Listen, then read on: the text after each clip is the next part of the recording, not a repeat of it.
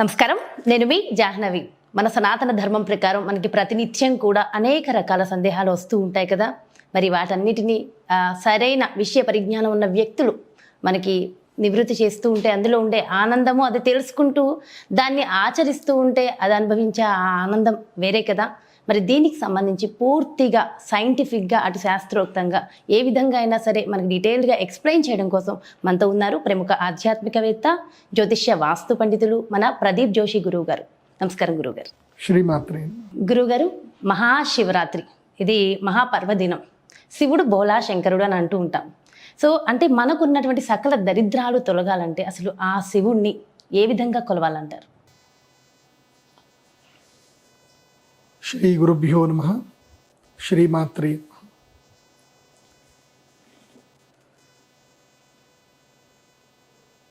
బ్రహ్మమురారిసురార్చితలింగం నిర్మలభాసితశోభితలింగం జన్మజదుఃఖవినాశకలింగం తత్ప్రణమామి సదా శివలింగం. దేవదేవుడు, మహాదేవుడు. ఇందాక మీరేం అడిగారు? దరిద్రమును మొత్తం తొలగిపోవాలి అని అంటే శివయ్యని ఎలా ధ్యానం చేయాలి అని అడిగారు.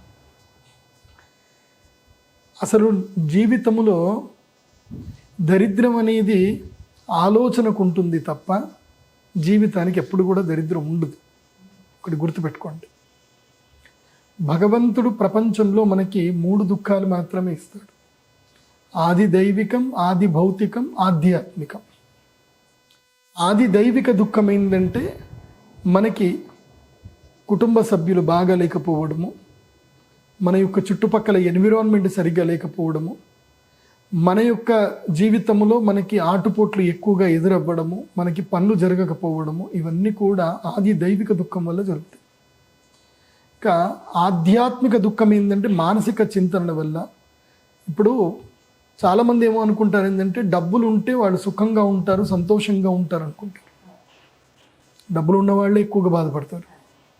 సో ధనం ఒక్కటే సుఖానికి సంతోషానికి మూలం కాదు.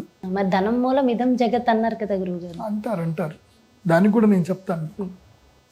ఇది కలికాలం కాబట్టి కలికాలంలో కలి 5 ప్రదేశాల్లో ఉంటాడు కాబట్టి కలి సామ్రాజ్యం ఏలడానికి మాత్రమే ఈ కలికాలంలో ధనం మూలం ఇదం జగత్ అంటారు. సో ఆధ్యాత్మిక దుఃఖం వచ్చేసి మానసిక దుఃఖం ఉంటుంది. తర్వాత ఆది భౌతిక దుఃఖం వచ్చేసి శారీరక దుఃఖం, అంటే రోగాలు రావడం. నా దృష్టిలో నిజమైన దారిద్ర్యం ఏంటంటే గనక రోగాలు రావడము, శరీరము సరిగ్గా పనిచేయకపోవడము, ఇది నిజమైన దరిద్రం. మిగతావి ఏవి దరిద్రాలు కాదు. చక్కగా హాయిగా కాళ్ళు చేతులు బాగా ఉండి ఇక్కడికంటే అక్కడ తిరగగలిగి ఏదైనా ఒకటి విని మాట్లాడగలిగే శక్తి ఉన్నటువంటి వాడు ప్రతి ఒక్కడు కూడా నిజమైన ధనవంతుడే. అది నిజంగా భగవంతుడు ఇచ్చిన అనుగ్రహం. అది ఆ శక్తిని తెలుసుకొని నీ శక్తిని నువ్వు ఇంప్రూవ్ చేసుకొని నువ్వు మెరుగ్గా తయారవ్వాలి.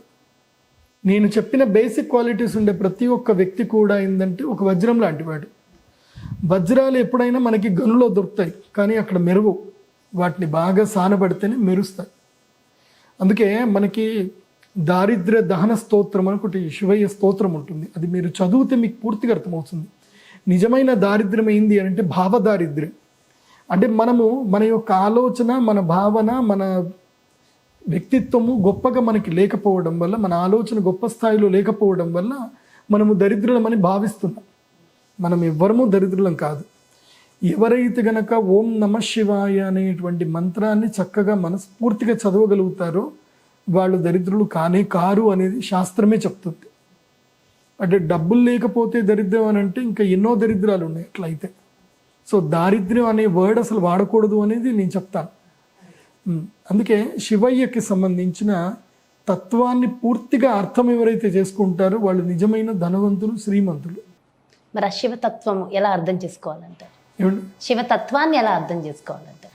శివతత్వం అర్థం చేసుకోవాలి అని అంటే చూడండి, భగవంతుడి యొక్క తత్వం మనకి సూక్ష్మములోనూ తెలుస్తుంది, బృహత్తులోనూ తెలుస్తుంది. అంటే మన యొక్క భక్తి ఎలాగుంటుంది, మూఢభక్తిలో ఉన్నామా మనము, జ్ఞానభక్తిలో ఉన్నామా, ఎలా ఉన్నాము అనే దాని మీద మనం శివయ్యని తెలుసుకోవచ్చు. మీరు ఏ డోర్లో నుంచి, ఇప్పుడు ఈ శివలింగం ఉంది, మీరు ఎటు నుంచి చూసినా శివలింగం అట్లాగే కనిపిస్తుంది తప్ప మీకు ఎక్కడ కూడా డిఫరెన్స్ కనబడదు శివలింగం. అట్లాగే ఇప్పుడు ఉదాహరణకి మనం ఒక బంతిని చూసాం, దాని మొదలు ఎక్కడని చెప్తారు మీరు? ఎటు చూసినా అంతే. అంతే. భూగోళానికి మొదలు ఎక్కడ చెప్తారు మీరు? అవును. ఆకాశానికి మొదలు ఎక్కడ చెప్తారు? సముద్రానికి మొదలు ఎక్కడ చెప్తారు? సో అలా శివయ్య తత్వము ఎక్కడి నుంచి మొదలవుతుంది, ఎక్కడ ఎండ్ అవుతుంది అని చెప్పడానికి ఎవరి వల్ల సాధ్యం కాదు.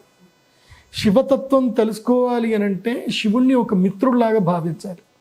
శివయ్య నా మిత్రుడు, ఈ శివయ్యకి నేనంటే చాలా ప్రేమ ఉంది, శివయ్య నా బాధలన్నీ కూడా వింటాడు, నా లోపల శివుడు ఉన్నాడు, నా ఆలోచనలో శివుడు ఉన్నాడు, నేను చేసే ప్రతి పనిలోనూ శివయ్య నా పక్కనే ఉన్నాడు అన్న ఒక సద్భావనతోటి ఆ శివుణ్ణి మమైకమయ్యి, అంటే నాలో శివుడున్నాడు అని మమైకముతో ఎవరైతే భావిస్తారో వాళ్ళకి ఆటోమేటిక్గా శివతత్వం తెలుస్తా వెళ్ళిపోతూ ఉంటుంది.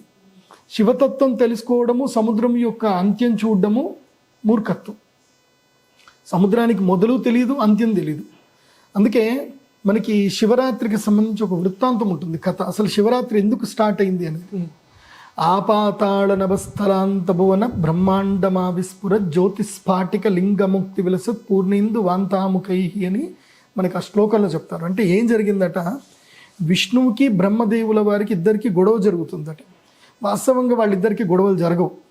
ఇది లోక విడంబనార్థము. అంటే లోకానికి కొన్ని తెలియ చెప్పాలి అని అంటే నాటకాలు ఆడాల్సిందే. వాస్తవంగా చెప్పాలంటే సోను సూద్ చాలా మంచివాడు, యాక్టర్ సోను సూద్ చాలా మంచివాడు. కాకపోతే సినిమాలో అతను విలన్గా యాక్టింగ్ చేస్తాడు, రియల్ లైఫ్లో hero, is the hero. So అతను యాక్టింగ్ మాత్రమే చేస్తున్నాడు, ఈజ్ నాట్ రియల్ విలన్. అట్లా భగవంతుడు, విష్ణువు, బ్రహ్మ, శివ యొక్క తత్వం తెలియచేయాలి కాబట్టి ఒక విడంబనం, ఒక నాటకం అనేది జరిగింది. ఆ నాటకంలో ఏంటంటే బ్రహ్మ నేను గొప్ప అని అంటాడు, విష్ణువు నేను గొప్ప అంటాడు. సో విష్ణు బ్రహ్మ ఇద్దరు కొట్లాడుకున్నప్పుడు ఎవరు గొప్ప అని చెప్పేసి అన్నప్పుడు శివుడు మధ్యలో వస్తాడు. ఎందుకోసమంటే త్రిమూర్తులు వీళ్ళు ముగ్గురే మధ్యలో వచ్చి ఎవరు గొప్పనో నేను తెలుస్తాను, ఇదిగో నేను ఇప్పుడు ఒక జ్యోతి స్ఫాటిక లింగముగా నేను తయారవుతున్నాను. అంటే జ్యోతి అంటే కాంతితో ఉన్నటువంటి స్ఫాటిక లింగం, అంటే స్ఫటికలింగం. ఇదే ఈ స్ఫటికలింగ తత్వస్వరూపములో నేను నా శరీరాన్ని, నేను నా తత్వాన్ని ఉద్ధారం చేస్తాను. అంటే నేను బృహత్ ఆకారంలో తయారవుతాను. సో నా మొదలు నా అంత్యము తెలుసుకోవాలి. కాబట్టి బ్రహ్మ నీవు నా యొక్క చివరిని తెలుసుకో, విష్ణువు నా మొదలు ఎక్కడుందో నువ్వు తెలుసుకో. నా మొదలుని నువ్వు చూసి వచ్చావు అని అంటే బేసిక్గా నేను ఎక్కడి నుంచి ప్రారంభమయ్యానో చూసిరా, నేను ఎక్కడ అంత్యమవుతున్నాను చూసిరా అని చెప్పేసి బ్రహ్మ చెప్పారు. ఎవరైతే నా యొక్క అంత్యమును లేదా ఆదిని చూస్తారో వాళ్ళే గొప్పవాళ్ళు అని చెప్తారు. అప్పుడు మహావిష్ణువు శ్వేతవరాహ అవతారం ఎత్తి ఆయన భూమిని తవ్వుకుంటూ లోపలికి వెళుతూ ఉంటారు. అతల వితల సుతల తళాతల రసాతల మహాతల పాతాళ లోకం వరకు ఆయన వెళుతాడు. కానీ ఆ శివలింగం ఎండ్ అవ్వట్లే, ఎక్కడ కూడా తెలియట్లే, ఎంత పోతున్నా తెలియట్లే. దానితోటి ఇంకా శివుడికి అర్థమైపోయింది ఇది నా అజ్ఞానము. దానితోటి మహావిష్ణువుకి అర్థమైపోయింది ఇది నా అజ్ఞానము, ఆయన మొదలు తెలుసుకోవడం మన వల్ల కాదు అని చెప్పి హీ హ్యాస్ సరెండర్డ్. ఆయన వచ్చేసి శివుడి దగ్గరికి వచ్చి దండం పెట్టి, శివయ్య నీవే గొప్పవాడివి, నీ యొక్క తత్వము తెలుసుకోవడము అసాధ్యము, కానీ నిన్ను తెలుసుకోవాలి అనుకుంటే చాలా సుసాధ్యము. అహంకారముతో వెళితే నువ్వు నాకు దొరకవు. అహమును నేను నీకు ఎప్పుడైతే సమర్పణ చేస్తానో అప్పుడు నువ్వు నాకు దొరుకుతావు నాకు అర్థమైపోయింది. కాబట్టి నా అహంకారం పటాపంచలమైపోయింది. అంటే నేను అన్న భావన నాకు పటాపంచలైపోయింది. నేను కాదు, నా యందు నీవే ఉన్నావు స్వామి, నీవే సర్వంతర్యామి అని చెప్పి శరణు వేడాడు. బ్రహ్మ పై వరకు వెళ్ళాడు, బ్రహ్మకు దొరకట్లే, ఎగురుకుంటూ వెళ్ళాడు. హంసల ఆ యొక్క హంసలతోటి బైక్ ఎదుర్కొంటూ వెళ్ళాడు. ఎంతకు వెళ్ళినా దొరకట్లేదు. ఆఖరికి మణిద్వీపం వరకు చివరి వెళ్ళకి వెళ్ళాడు. దాన్ని ఏమంటారు అంటే ద్యులోకము అంటారు మణిద్వీపం దగ్గర. అదేమంటారు అంటే మనకి ఈ డార్క్నెస్ అంటారు కదా, ఇది బ్లాక్ హోల్ అంటారు కదా, దాన్ని నాకస్య పృష్టం అభిసంవసాను వైష్ణవీం లోక ఇహమాదయంతాం అంటారు. నాకము అంటే స్వర్గం. మా అమ్మవారి యొక్క మణిద్వీపం ఎక్కడ ఉంటుంది అనే దానికి ఏం చెప్తుందంటే దుర్గా సూక్తంలో చెప్తారు. ఎక్కడైతే కృష్ణబిలం ఉంటుందో ఆ కృష్ణబిలము దాటి వెళితే మనకి మణిద్వీపం కనిపిస్తుంది. కాబట్టి ఆ కృష్ణబిలం వరకు వెళ్ళగలిగాడు తప్ప ఆ కృష్ణబిలం లోపలికి వెళ్ళలేకపోతున్నాడు బ్రహ్మ. ఇది కృష్ణబిలం లోపలికి చొచ్చుకొని వెళ్ళిపోయింది. ఇది అర్థం కావట్లే. పైకి వెళ్ళే శక్తి బ్రహ్మకు లేదు, నేను ఇంకా పైకి వెళ్ళలేను, ఇది మొదలు నేను ఇంకా చూడలేను, మరి ఎట్లా అని అనుకుంటూ ఉండగా ఆలోచన వచ్చింది. సరే అబద్ధం చెప్తే పోలేదా, చూసేశానని చెప్తే పోలేదా, ఎవరు చూసేవాళ్ళు ఉన్నారు ఇక్కడ దాకా వచ్చి ఎవరు చెప్తారు అని చెప్పేసని చెప్పడానికి సిద్ధమవుతా ఉంటే సాక్ష్యం కావాలి కదా. అప్పుడు అమ్మవారి యొక్క కొప్పులో నుంచి మొగిలి పువ్వు రాలి కింద పడుతుంది. ఆ మొగిలి పువ్వు కింద పడుతూ ఉంటే ఆ మొగిలి పువ్వుని అడుగుతాడు, నువ్వు నాకు సాక్ష్యం చెప్తావా అని అంటే, నాకేంటి ప్రయోజనం అని మొగిలి పువ్వు అడుగుతుంది. అడిగితే సమస్తమైనటువంటి పూజల్లో నీకు ఒక శ్రేష్టమైన తత్వాన్ని, శ్రేష్టమైన స్థానాన్ని నీకు ఇస్తాను అని చెప్పేసి అని వరం ఇస్తాడు. తర్వాత గోవు కూడా వస్తుంది. గోవుని అడిగేసరికి గోవుకు కూడా అడుగుతాడు, నువ్వు నాకు సమాధానం చెప్తావా, సాక్ష్యం చెప్తావా, నేను మొదలు చూశాను, అంత్యమును చూశాను. గోవు ఏముంటుంది, సరే చెప్తాను, నాకేంటి ప్రయోజనం అని అంటే, నీ యొక్క శరీరంలో నుంచేటువంటి యొక్క హవిస్సుతో నాకు యజ్ఞయాగాదులు మొత్తం కూడా జరుగుతాయి, కాబట్టి నువ్వు పవిత్రమైన ఒక జీవిగా నువ్వు భావింపబడతావు అని చెప్పగానే అప్పుడు ఈ ఇద్దరిని సాక్ష్యం తీసుకొని శివుడి దగ్గరికి వస్తాడు. సంబరంగా నేను చూశాను, నేను శివుడి యొక్క అంత్యము చూశాను నేను అని చెప్పేసి అనేసరికి శివుడికి విపరీతమైన ఆగ్రహం వస్తుంది. అబద్ధం మాట్లాడావు నువ్వు, నీ అహంకారం ఇంకా నీకు పటాపంచం అవ్వలేదు, చూడని దాన్ని చూశానని చెప్పావు అని చెప్పి కోపముతోటి అప్పుడు బ్రహ్మకి శాపం, అంటే బ్రహ్మదేవుడికి భూలోకంలో విగ్రహారాధన లేదు అని చెప్పి శాపం.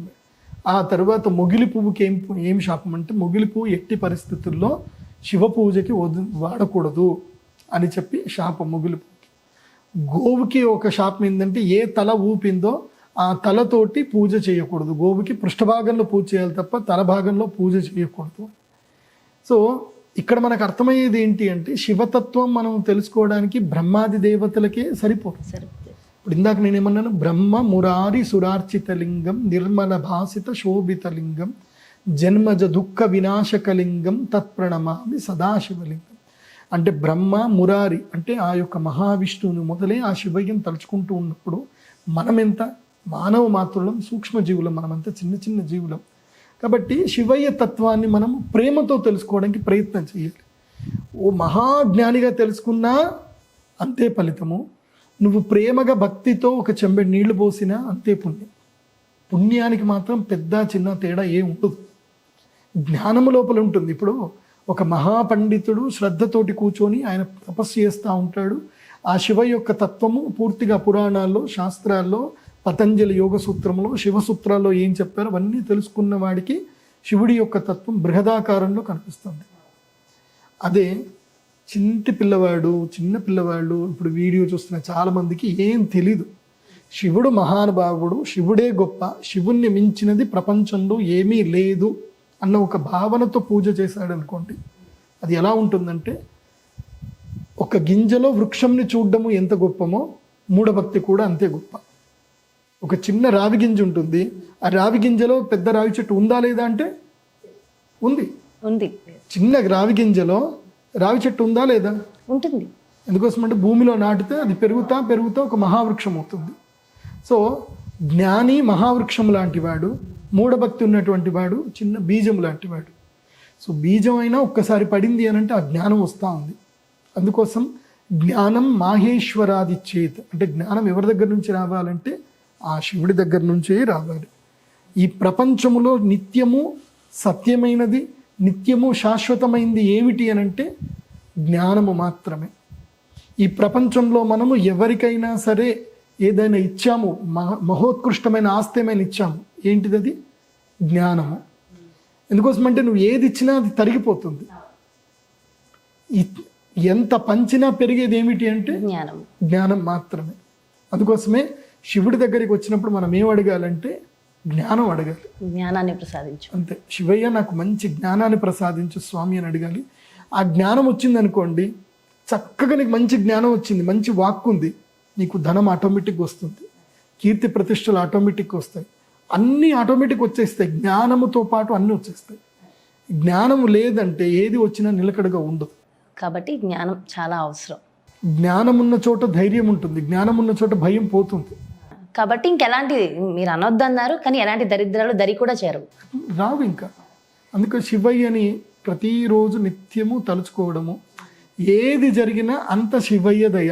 పంచాక్షరి మహామంత్రం చెప్పారు. చాలా సంతోషం గురుగారు, చాలా చక్కగా వివరించారు. Thank you so much. నమస్కారం.